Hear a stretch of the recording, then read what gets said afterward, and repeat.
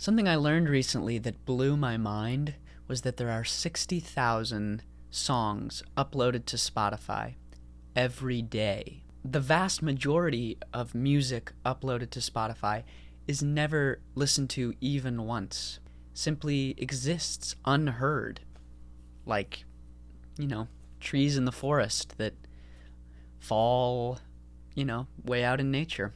There are lots of not problems with being chronically online and being on TikTok and things like this, like your brain completely rotting and having no attention span.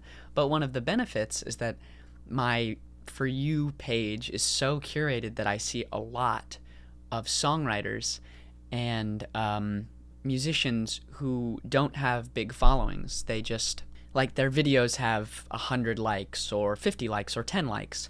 It's remarkable when you're scrolling and you just realize there are just thousands of us just putting our music out into the ether, into the world, knowing that, it may never be streamed, like those 55,000 of those 60,000 songs uploaded to Spotify every day. It's not for a lack of talent or trying. Like many of these videos I see from these people posting on TikTok, it's like their songs are nice. Their songs are good. They're truthful and honest and specific and interesting.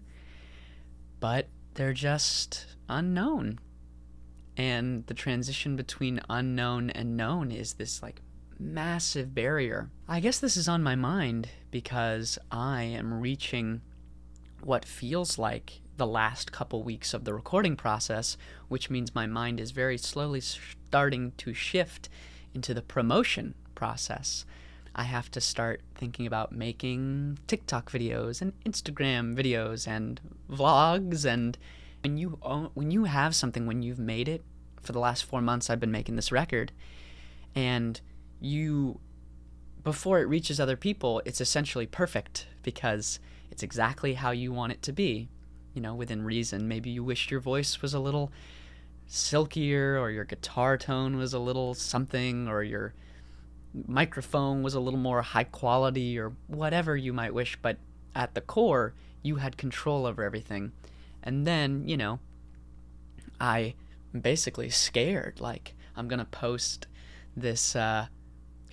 out the single for this record and it's just gonna kind of flop. People are just gonna be like, we didn't really like that one. And I'm going, but that's the one I like the most and that I thought would be the most resonant with people.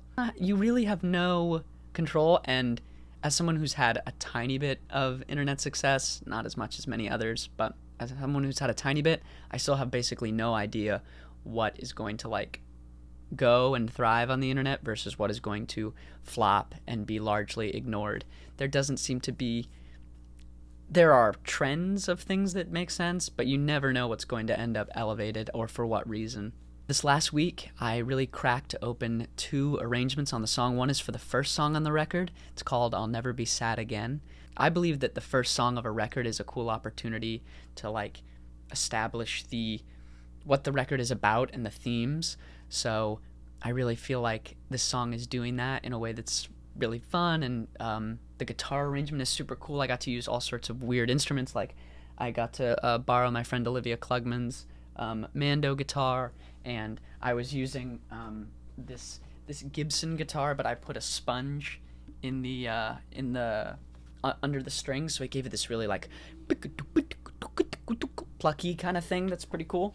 So I'm getting some interesting textures and sounds. And the other one I finally feel like I cracked, which I have quite literally been struggling with for months and months and months, was a song called Mr. Shoes Tied. Every which way, I tried it as this up-tempo song. It's cotton, I'm Mr. Shoes Tied, Mr. Deep Side, viva viva beep boop ba. And I was like, that's not it. I banged my head against it all week long. And I feel like I finally figured out something I like. Of course, sometimes it's hard to know if you actually like it or if you're just running out of time and your brain is going, well, you better like it. But at the end of the day, they're kind of the same thing. You can't sit on something forever, and I've been working on this arrangement for a few months. So at a certain point, you just go, well, this is what I've got. I can't work on this for years and years, nor do I want to, so got to move on. And I'm also recording a lot of vocals recording vocals is interesting because I can play guitar all day, and like my fingers might get a little tired, but ultimately I can really play all day. Vocals, you can't do that. Like, you've really got maybe 2-3 hours of really great vocal performance before it just starts to like taper off because your voice is tired. And sometimes it takes a while for it to recover, like 12 hours or 16 hours. When I have this little time, it's quite literally a scheduling question. Like, okay, I can record today, and then I'll have to wait 12 hours, and then I can record again for 2 hours. But you know who didn't have this problem was John Lennon and Paul McCartney. I'm I'm watching the Get Back documentary. I know I'm very late to this, but I'm watching the Get Back documentary on Disney. They were working on the album that was to become Get Back, and there was a documentary filmmaking group. Unbelievably intimate footage of them writing these songs and working and disagreeing. It's also really, really inspiring when you're working on work to see other musicians that you know, that are largely considered the most famous and successful and talented musicians ever in pop music, having them just go, that's not really good, is it? Like, just struggling and being sort of boots on the ground, like, this isn't working, maybe this. Stuff that we later consider to be genius work, it doesn't flow down from the mountain untouched. No, it's more like you dig it out of the dirt and the mud. And so that's really fun and inspiring, but also it's incredibly cool to just see how much like raw talent they have. Like, their voices are so good, the way that they arrange is so quick and interesting. That's week 2 of the vlog process. If you want to pre-save the first single, which is coming out March 25th, you can. I'll put the link in the bio. And yeah, the album comes out April 22nd, which is not that far away anymore. But yeah, thanks for watching, and I'll see you soon. Bye.